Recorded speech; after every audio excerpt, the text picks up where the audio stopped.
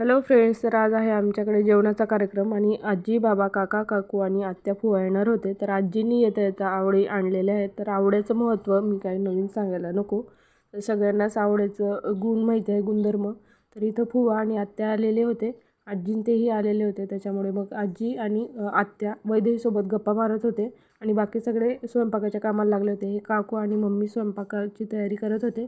सगळा स्वयंपाक झाल्यानंतर आम्ही सगळेजण असं जेवायला बसलो आणि त्याच्यानंतर माझंही जेवण झालेलं होतं. तर थोडा वेळ गप्पा-टप्पा केल्या आणि त्याच्यानंतर सायंकाळी सगळेजण निघाले. तर अशा पद्धतीने हे माझे बाबा आहेत, वडिलांचे वडील, आणि त्याच्यानंतर मागून ज्या येत आहेत त्या आई.